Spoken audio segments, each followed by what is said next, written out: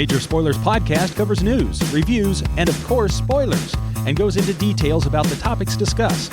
So if you haven't read, listened, or watched the items we talk about, you might want to come back later.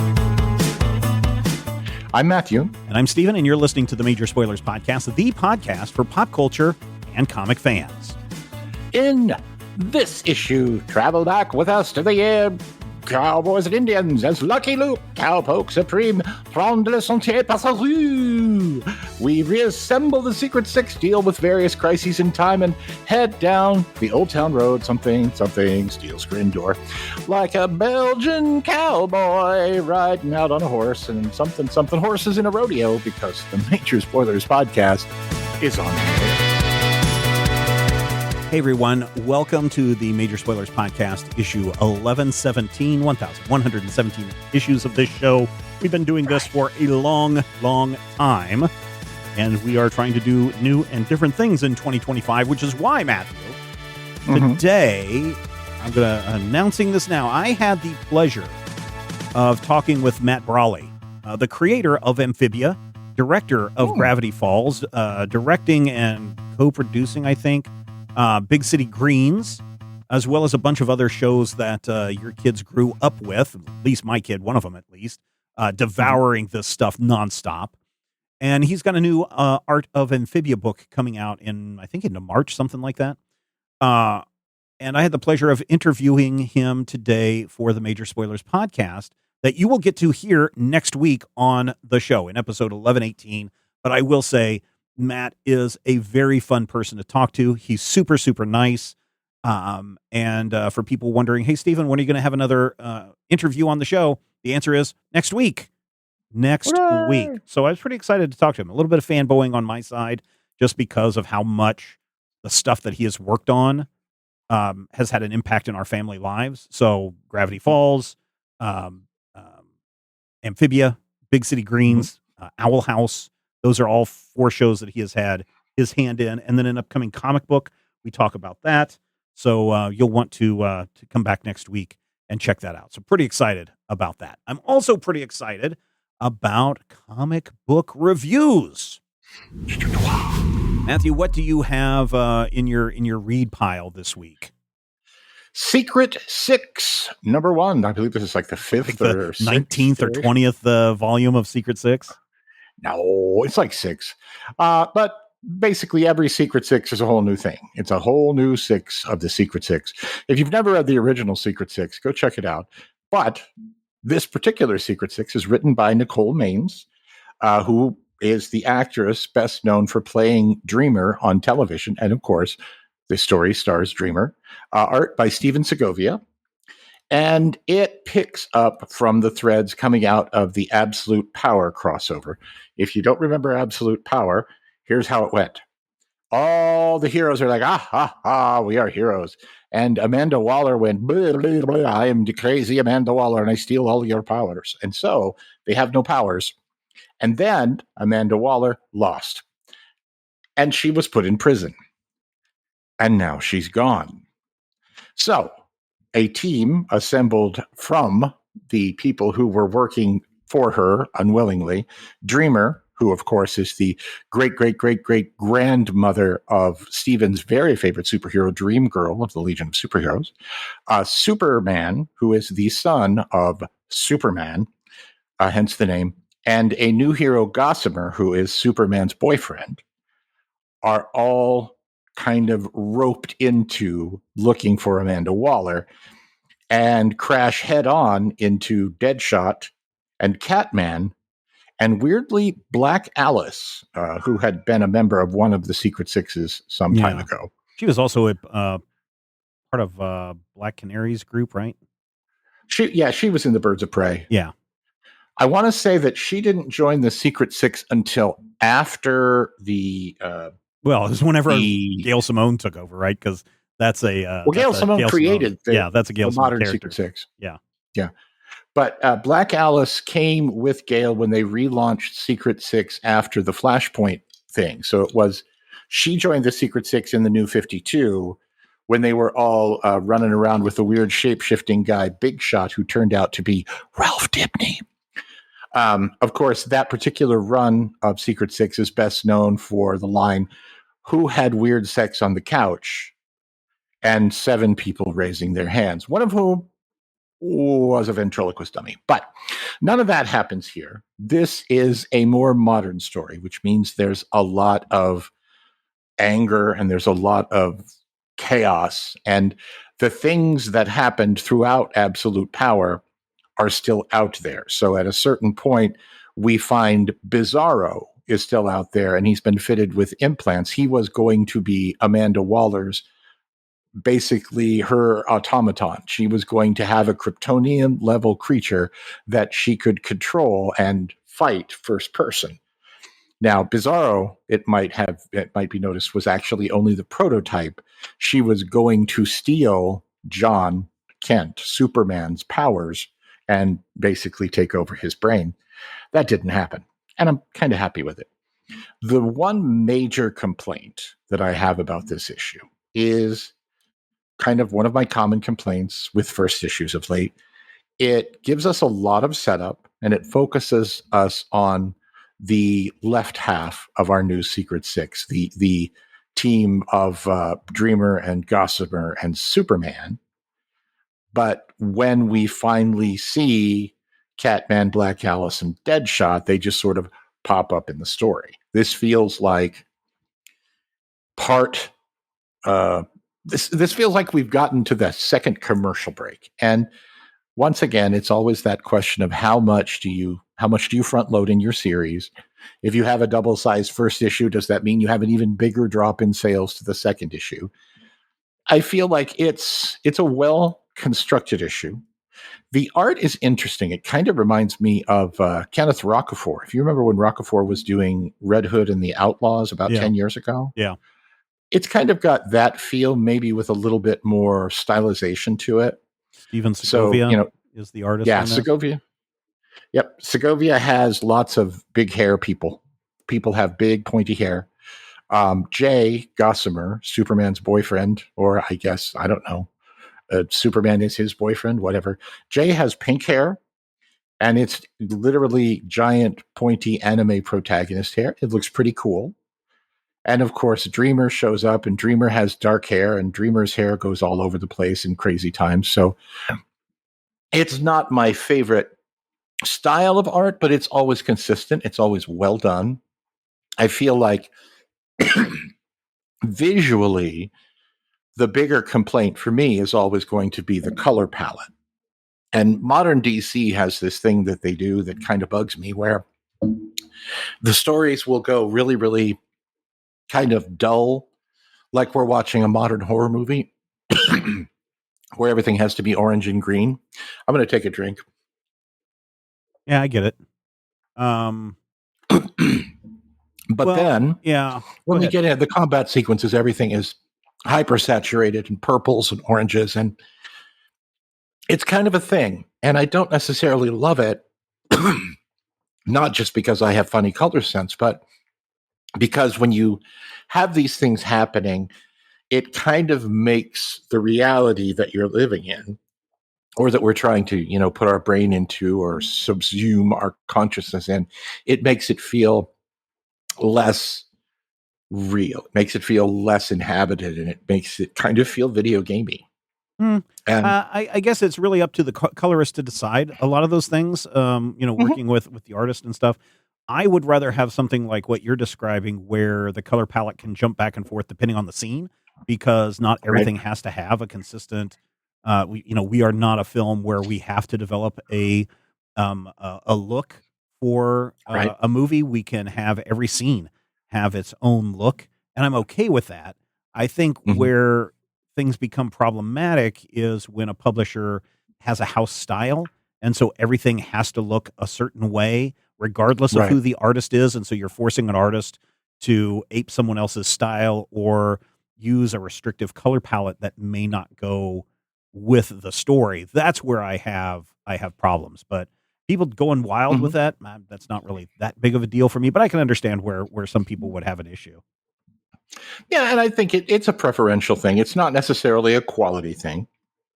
Overall, As with many of the DC titles, I feel like the target audience is younger than me. That's fine. Sure, I mean, sure. I'm an old dude, but this is a book that definitely feels like it's aimed at people who say things like bet and IYKYK, and base. that also kind of works for me. Having something not always aimed at the people who remember the Judas Contract is actually a good thing. No matter how much you'll watch the whiners complain. Because then you can tell the Judas Contract again, and all the youngins will go, wow, this is incredible storytelling. I've never seen anything like this. I mean, there's a reason to recycle old scripts and old stories. Judas Contract may not be the best example of trying to do that, but yeah. I mean, it kind of is, though. And also this... Go ahead. No, go ahead. Okay. What you're going to say. Also, this story itself has elements of the original. Well, I don't want to say the original because the original Secret Six was back in 1967. And if you've never read it, you should because it's freaking annoying. But this kind of has a lot of the elements that came out of Villains United and created Gale's initial modern Secret Six. And so I'm willing to give this a little bit of grace, actually a lot of grace, to be frank, because Nicole Maines is a remarkable author. I really kind of like her work. And when I read stuff by Nicole Maines, I feel like I did worry because she played Dreamer. She helped develop the character of Dreamer. And I was afraid that it would get into like a DM's PC kind of territory. She's not afraid to torture her favorite character. Kill your darlings, by the way, if you're listening, that doesn't mean literally kill them. You don't have to torture everybody. People can sit down and have a nice nacho ball and, enjoy a quiet afternoon. But when it makes for really cool drama, it makes for really cool drama.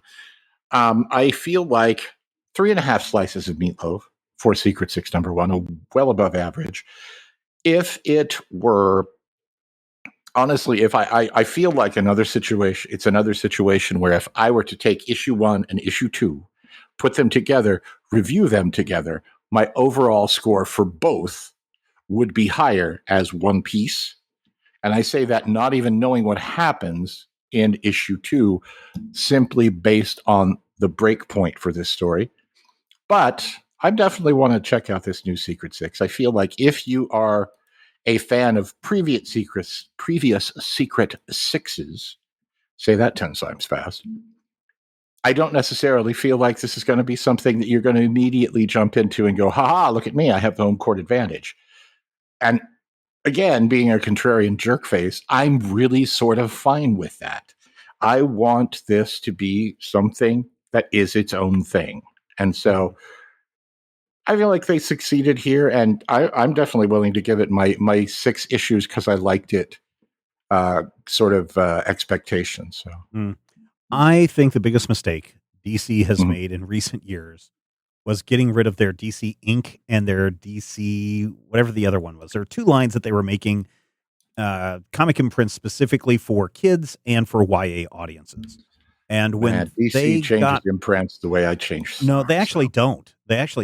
They haven't had an imprint in quite a while. I think DC Black was their most recent imprint. But they haven't done anything targeting young kids in a while.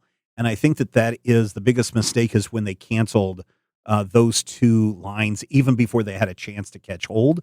Because then if you're saying that Secret Six has a manga-esque influence and it is targeted towards younger readers, then this might be a perfect place for that. Or the PR team needs to do a better job of explaining and reaching out that this is perfect for a certain target demographic, because comics are not in trouble. I don't care what somebody says on the internet. Comics are not in trouble. Manga is doing just fine. That's comics, just in a different name. Dog Cop, Captain Underpants, all of those are doing just fine. Even Scott Kurtz's D&D comic book that he's doing, that is not a comic book store, is doing just fine. They're selling millions of dollars in sales. Hilo is doing great for the real world guy. The problem is these serialized books, these individual issues, are what are in trouble. So when you hear someone say, "Oh, comics industry is in trouble," what you're really talking about is single issue floppies.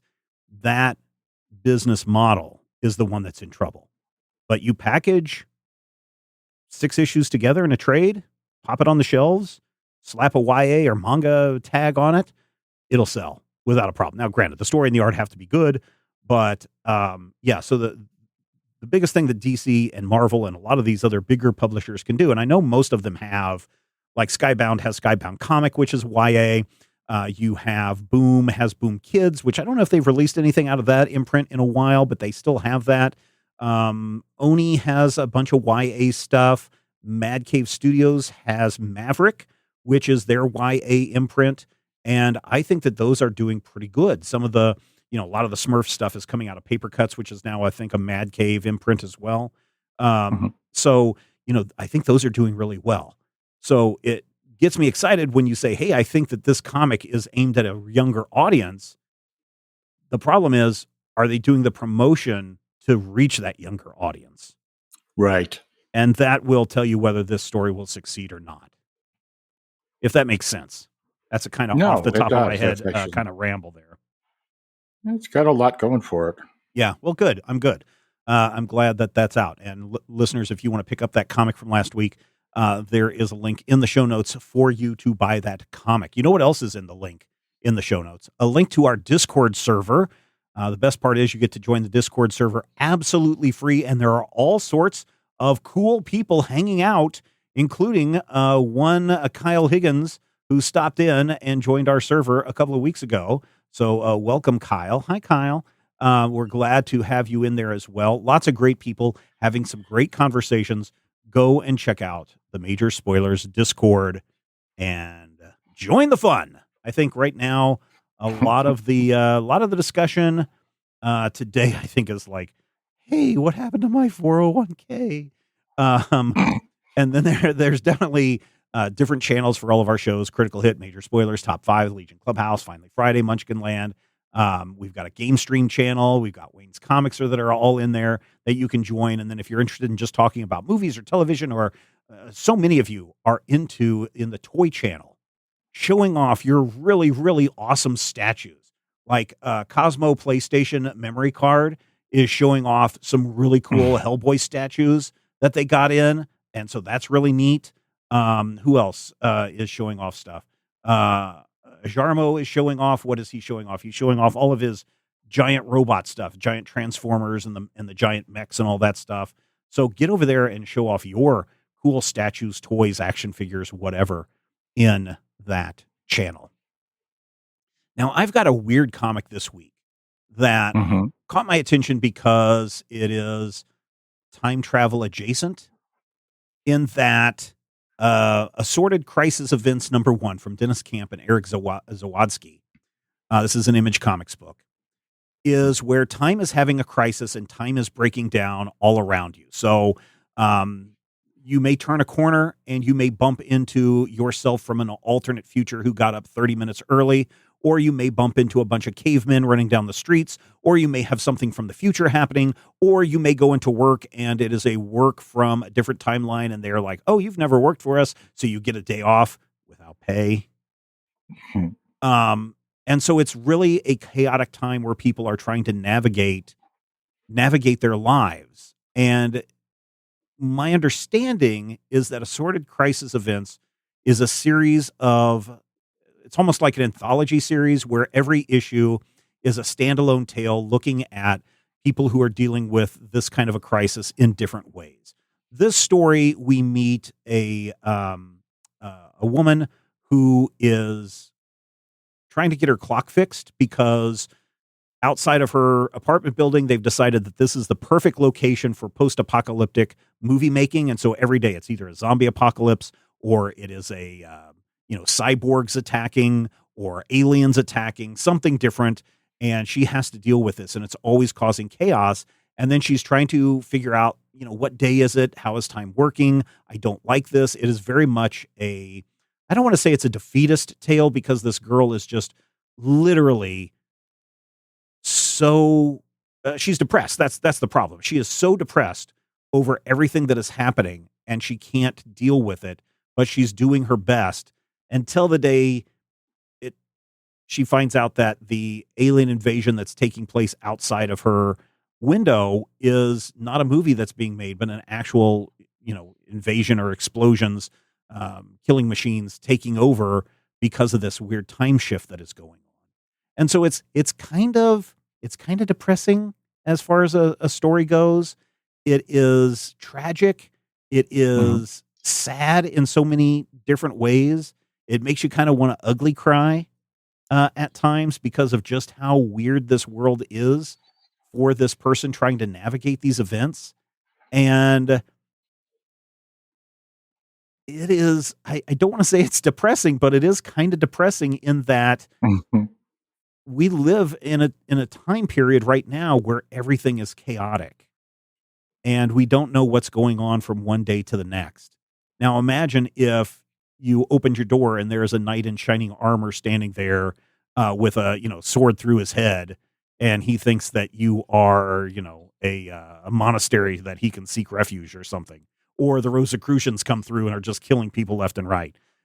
You never know what's going to happen from panel to panel in this book, and that also is kind of its downside in that there's so much confusion going on. I have a hard time trying to follow what part is a reality and what part is a shadow of a reality, just in the way that the art has been displayed. Like, my assumption is that everybody that's in full color are the people that are in the timeline that we are reading.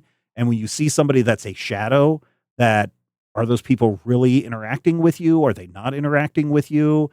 Can you see them? Can you not see them? So that part is confusing. And then you get to multi-page spreads where stuff happening in the margins are all monochromatic, and that makes the confusion of, is this real or make-believe, even more difficult to discern. So this is an interesting book, and I want to read issue 2 just to see what the next story is set in this kind of world, and I want to see if it's working or not. This was a very different read, and I'm still kind of on the fence by it. I tend to lean a little bit more towards liking than disliking, which is why I'm giving it 3.5 out of 5 slices of meatloaf. I like it a little bit more than middle of the road, but I don't like it enough to give it 4 slices of meatloaf, if that makes sense.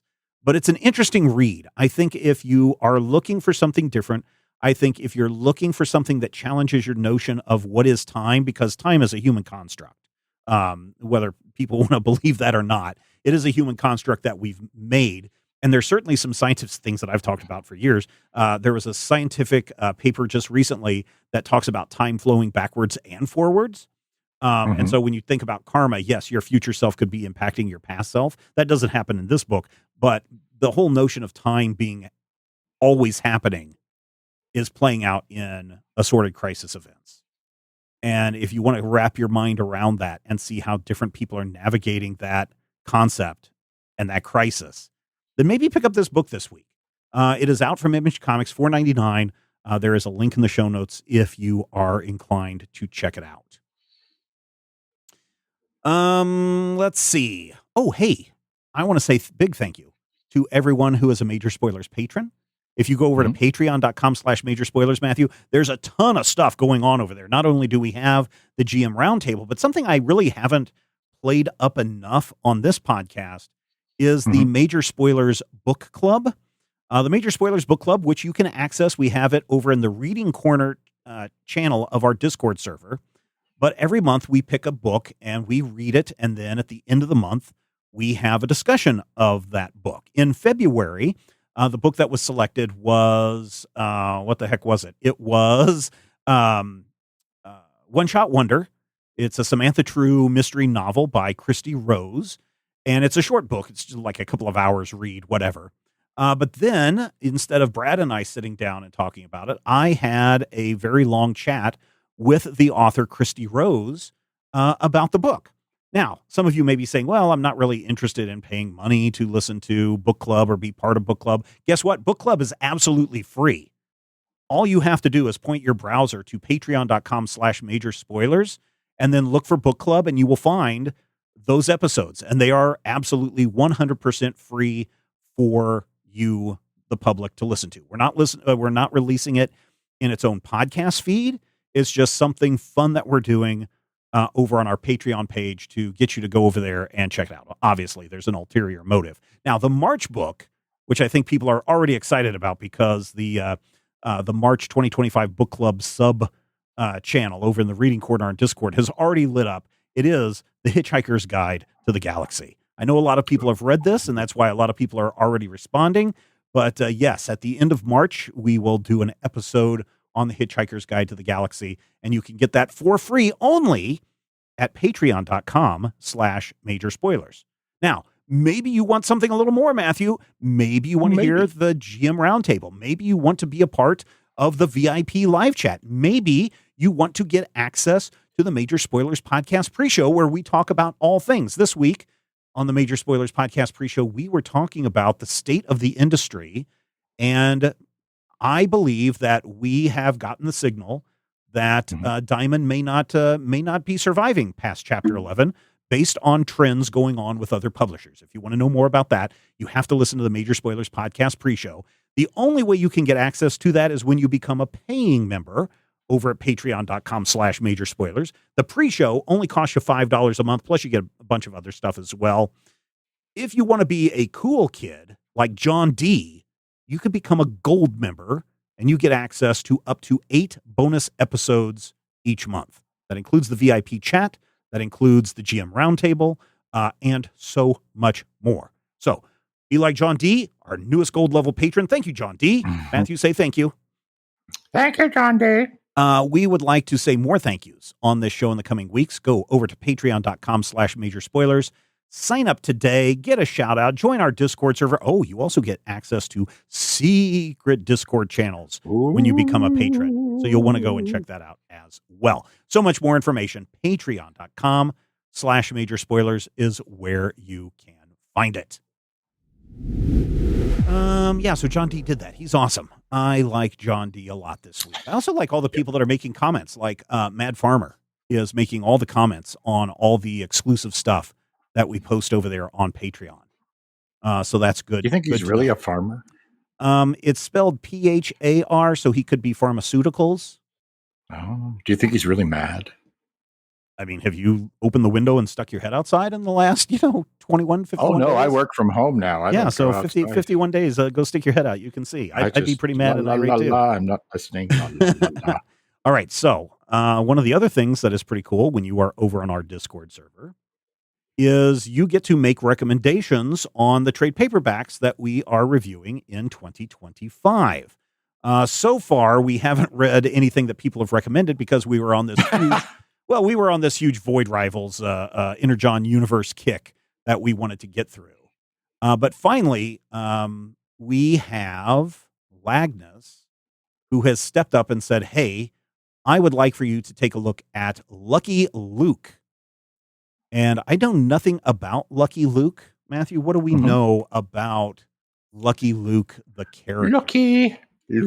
Lucky Luke actually started, the way I understand it, as kind of a regular, kind of a serious, rugged cowboy, not necessarily like a Blueberry kind of cowboy comic. Yeah. But, something that was very Western. It was at a time when Westerns were in the late 1940s, early 1950s. Yeah, 1946 is when this started. Yep. Also, should point out that this is also a Belgian comic. So this qualifies as our Euro comic quota, part of our Euro comic quota for the year. You can always tell the Belgian comics because they have deeper divots and they're much thicker than just the right. Wait, I'm thinking of waffles. Okay. Anyway, at a certain point, and I want to say it was about 55, René Goscinny from Asterix and Obelix, took over the book. And at that point, it sort of moved more into kind of a take on the wandering gunslinger thing, sort of, like Knight Rider was the wandering gunslinger story, but it also has a lot more cartoonishness in both the art and the story. And eventually it ends up kind of being a pastiche, a parody of those traditional stories, those Western tales that it came out of. So it actually kind of started out as the Drifters and ended up as Brave Star. It started out as Drifters and ended up as Mhm. Fast and the Furious 10. I don't think it did that. But yeah, so much like Asterix, he runs into historical figures and Mhm. does things. And there's something like, I don't know if it's intentional or not, but I think the president calls Lucky Luke when he has particularly strange really? situations. Yeah, I have not gone in. This is the first exposure that I have to Lucky Mhm. Luke. So we are reading volume 4, which has this story of the Dalton cousins. And Mhm. these are apparently the Dalton gang is Lucky Luke's big nemesis in this series. Nemesis. And then they ended up getting thrown in jail or something happening to them. And so their cousins are stepping forward to take over. But the cousins are a bunch of idiots and morons. And, and it's very easy for Lucky Luke to get the drop on these guys and bring them to justice. One of the things about reading this, so this is, I want to say, is this 57, something like that, I think is when this story came out. I'd have to go back and double check. But I think the thing that really surprised me the most was Renee Goscinny, who we said already was doing the Asterix stuff, Right. takes over his writing, and yet Morris's artwork becomes very much what we saw with Asterix. There's a definite you can look at influence. a lot of this and you can see that influence in there so much. And maybe that's just, again, we were talking about DC Comics and the Secret Six a few moments ago and talking about this look. Maybe that's just what happens with Belgian comics. They just end up with this look. Maybe it's the, this post-war ennui that it envelops them and turns on this We Asterix must style. smoke a cigarette with our pinkies and turn into an Asterix. So that was one of the main things that struck me was, this is the same art style. That's why when I saw Renee's name on there, I was like, oh, is he doing the art? And nope, that's not how that works here. It's actually flipped around in that way. And I like the Dalton cousins because the reason why we have the Dalton cousins is in a previous story we talked about how he meets these regular figures. In a previous story, Lucky Luke met the actual literal Dalton gang, the boys who died in Coffeeville in like 1895, and that story was apparently successful enough that they're like, okay, well, we don't want to keep doing that because, by the way, these real characters also really died and got kind of blown away. Yeah. But then they gave us the Dalton cousins, which to me is actually a better joke.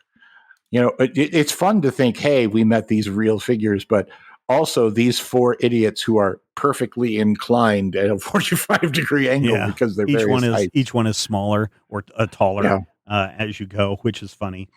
They're like a Russian nesting doll of idiot cowboys. Yeah. So beyond that, though, if you've read an Asterix comic or Asterix, you will notice a familiar pattern developing here. You get a little bit of story development, and then you get a slapstick comedy bit about that period, that location, something having to do with the Old West, like the Dalton cousins get drunk on sarsaparilla, and it's very funny. Lucky Luke is great at shooting things, and so as they're trying to throw glass bottles at him, he's shooting them off before they even get within 10 feet of Bing, him. bing, bing. And so everything becomes kind of a laughy joke, just like if Asterix and Obelix went to Egypt or went to Rome or wherever that they go. There's a lot of that stuff that pops up in this book. And I'm fine with that. Don't get me wrong. But I think some of the humor feels dated. And as Rodrigo and I were talking about, I think a couple of weeks ago on pre-show or last week on general chat, comedy has a shelf life. And after a certain point of time, things just aren't as funny as they were at the moment. We were specifically talking about Jerry Seinfeld. And I think that's kind of the case here, where, yes, I get the joke and I understand the humor, but this may be humor that is more targeted towards a younger set, which is fine. Nothing wrong with that. But some of it just feels kind of dated and corny, unfortunately. It does, and it definitely has sort of what I call the atomic age feel, even though it's a comic story that's, set in the Old West, because at a certain point, the Daltons are like, well, we have to fight him off. And so they go their 4 different ways, and each one of them, I'll get him with my guns, and I'll get him with my cunning, and I'll get him with hate. Yeah. But his hate tapes are very powerful, by the way. But I feel like that is kind of a nice classical 50s trope that we see a lot of. And that kind of works for me. There is a certain point when, if you look at, say, people who say the greatest sitcom of all was I Love Lucy, that is qualitatively not true. But what I Love Lucy has going for it is that kind of that purity of the notion of we're building comedy, we're building sitcoms as we go. And so it's like the example of some of these things. And when you get to these moments, they feel corny now, but you also think, is that the first time anybody ever did that?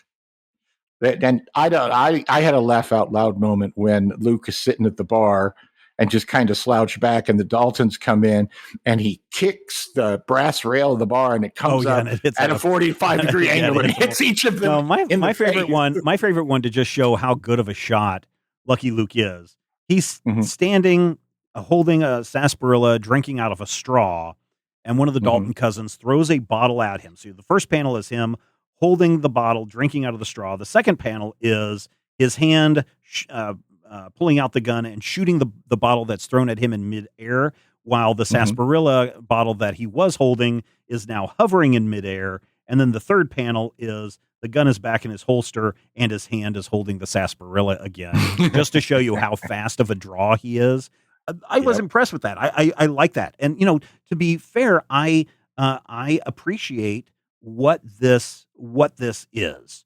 I think I'm glad that we read this story only because volume 4, which is the one that I'm linking to, one of the bigger problems that we have oftentimes with Euro comics or comics from a time where we were not as enlightened as maybe we are today is there are oftentimes some racial depictions that are probably not favorable or not nice or lean into some racial stereotypes. So the very first story in volume 4, they're dealing with some Native Americans.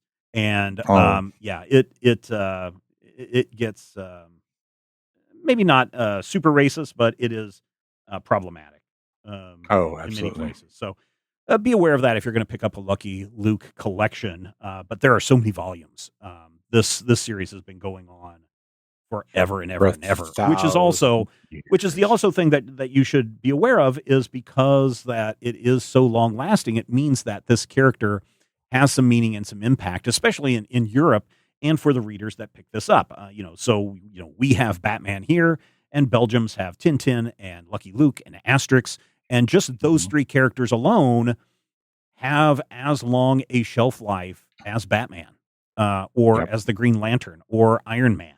And so that says something about who these characters are and the fact that they are able to still keep up with the same gimmick, very much like Batman or Iron Man do today.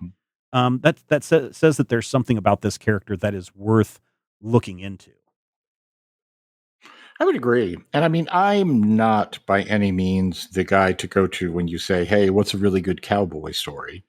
Because that's not really my jam, but I can appreciate what they're going for here. And I feel like, especially knowing about the I don't want to say the straight, but the straightforward Western books of the era. Your Tom Mixes and your Renee, what's his name? I don't know. But Roy Rogers. Oh, your Blueberries. Blueberry was kind of that way too. Very straightforward. Cowboy stuff.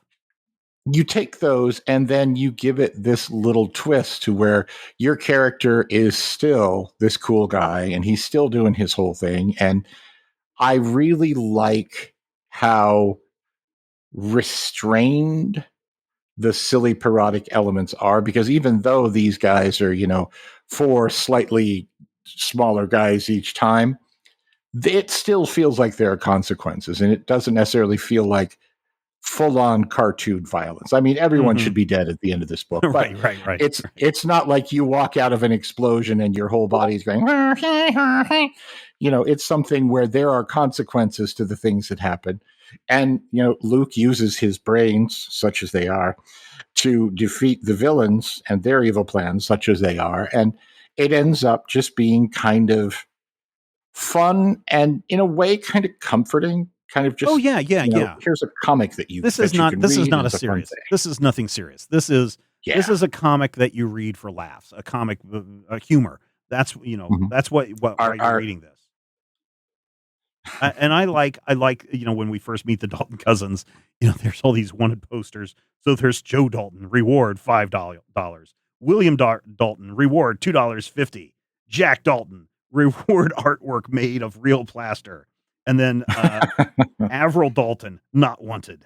And it's just so funny that they so want to be like their cousins who have bounties of $5,000 and or more dollars. That it's just funny to see that these guys are worthless.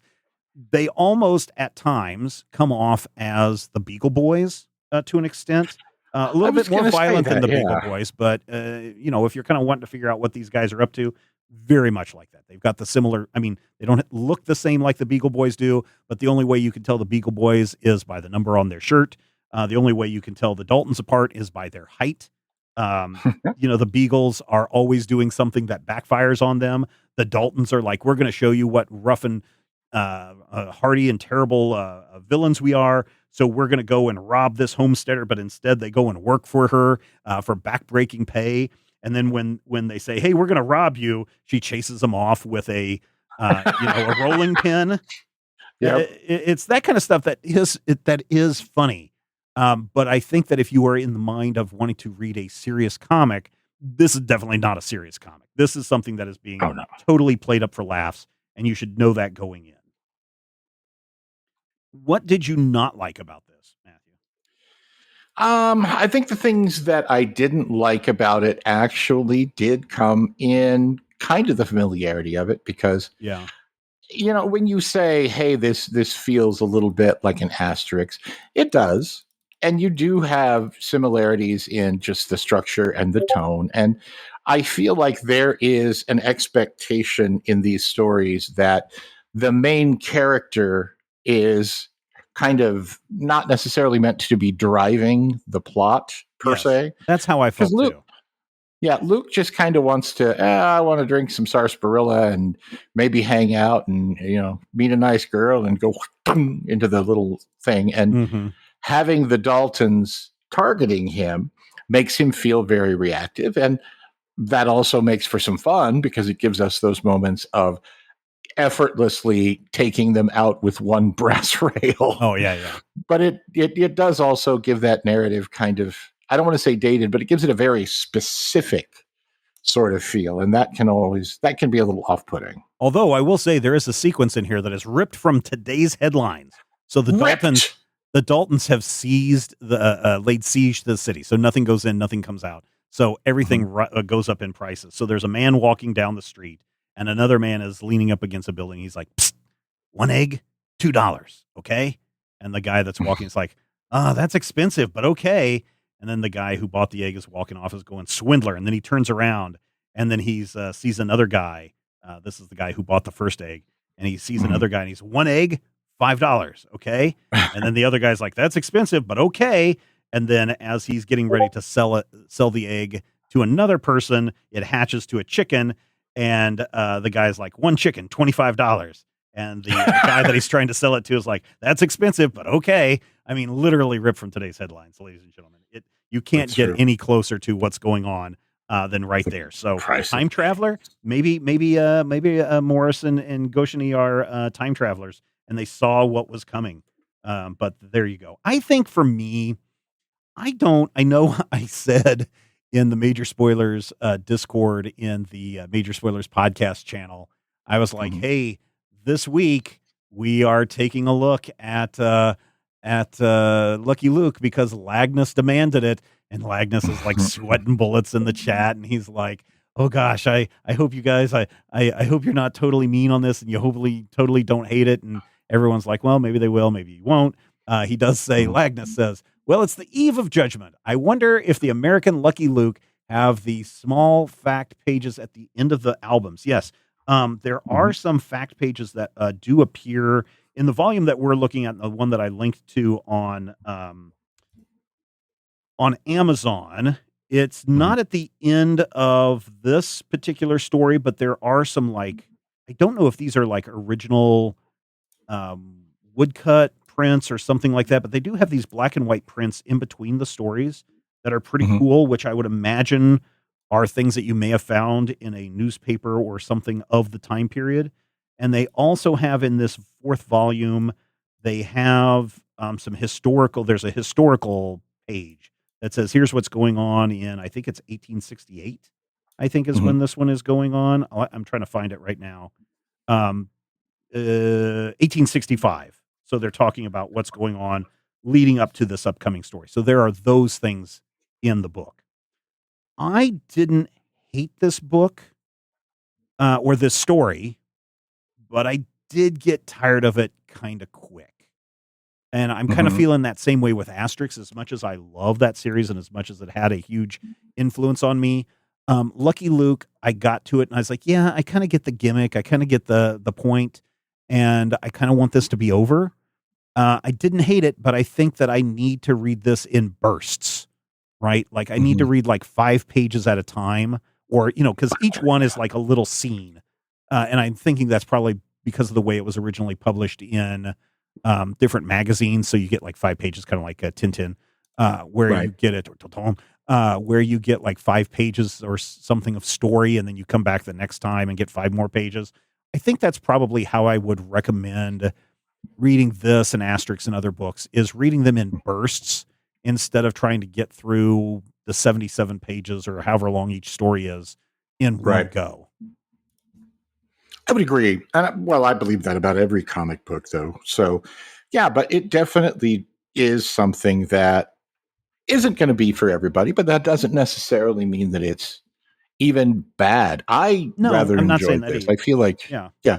Well, no, and I wasn't implying that you were, but I feel like there are people who, when we have criticism, even when it's relatively gentle criticism, I feel like people are like, well, you didn't say that about Batman. Well, sure you did. We Yeah. mock everything. I don't We know if punch down on Batman all the time because we know he's coming for us. that's right. Wait, what? I'm just saying, Batman? don't look out your window tonight. Batman is looking for us. Okay.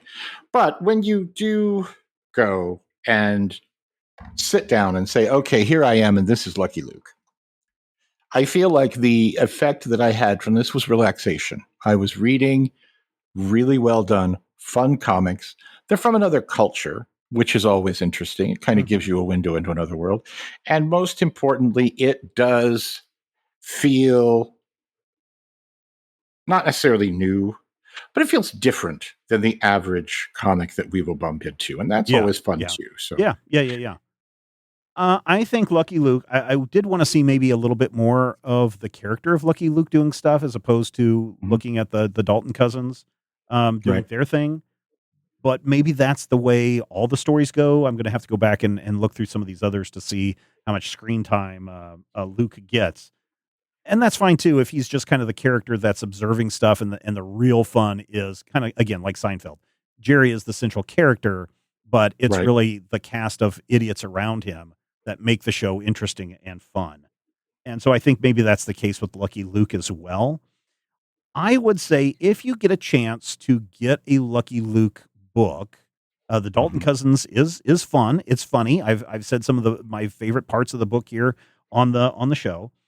If you have a chance to get your hands on a Lucky Luke book, I would say do it, just so you have an expanded knowledge of what comics are throughout the world. And by the way, European comics doing quite well. Mhm. And so when you are aware of what's going on in Japan or what's going on in China or what's going on in Belgium or the rest of Europe, and you see what comics are doing there, that I think gives you a better reflection on kind of what's going on in comics in America. And Mhm. so just expanding your horizons, eating a weird vegetable that you've never had before, is probably good for you. And so Lucky Luke is that weird vegetable that I think is good for you. Matthew, final thoughts from you. I would never call anyone a weird vegetable. But there's something to be said for this, and I would definitely say check it out. Even if it's just, hey, look at this. This is a comic from another time, from another country, and this is, what a comic of Belgian origin in 1956, 57 would be like. That's fascinating to know. And worst case scenario, you get some good cartooning out of it. And this is really good cartooning. Yeah. All right, there you go, Lagnus. We will allow you to hang around on the Discord for another year, I suppose. And that is where we're going to wrap it up this week. Yeah, no, we have to, because he's Lagnus. He's been around forever, and we love Lagnus, as well as everyone else who's over on the Major Spoilers Discord. What are you waiting for? Get over there. Get in on the fun and the action. If you got feedback, thoughts on this episode, go over to the Discord. Let us know there. That's where a lot of people are commenting about all of our shows. If you want to help us out, you can give us ratings, 5 stars preferred, over on your favorite podcast system. Apple Podcast preferred. They're still the #1 podcast distribution, the player system out there. So you can definitely give us some likes and reviews over there. Next week on the show, as I mentioned, very excited to have Matt Brawley of Amphibia creator fame on the show to discuss Amphibia and a new art book that is coming out. It's a great discussion. You will get to hear a portion of that on the show and the full unedited version over on our Patreon page. Again, patreon.com/Major Spoilers. And then after that, we will be back to talk about Ultimate X-Men Volume 1. Why? Because this time Jarmo demanded it. And we know that you love comics, and we do too. And we will talk with you soon. If I had the X-ray vision of a Superman, I could save a few bucks and stand around and read through the covers of the comics on the stand. But although every other page would be backwards, I suppose I could still read the evens and the odds. Well, I don't know. Guess I haven't thought this all the way through. Plus, as soon as the comic book store guy knew, he kicked my butt out on the corner. What a major spoiler! What a major spoiler! Think about a better way. If I was hulking green or gray, I could just bust through that brick wall, take their comic books away. But then the little meat would deal with all the tanks and bombs and guns. Have you ever tried to read a series with all that going on? Guess I need to rethink this plan. How would I back and board my comics with such huge hands? Guess I already told ya. What a major spoiler. What a major spoiler. Yeah. What a major spoiler. What a major spoiler. If I'm stark raving rich like a man of iron, I might not be surprised to find that I might actually have the heart cold to follow an entire storyline. But would I really even need to read up on all those escapades? I mean, who needs such distractions when your sister's such a babe? But the downside is such a beast, being shot up in a fun, being the Middle East with a gang sign throwing soldier. What a major spoiler! What a major spoiler! Yeah! What a major spoiler! Whoa! What a major spoiler! This podcast is copyright 2025 by Major Spoilers Entertainment, LLC.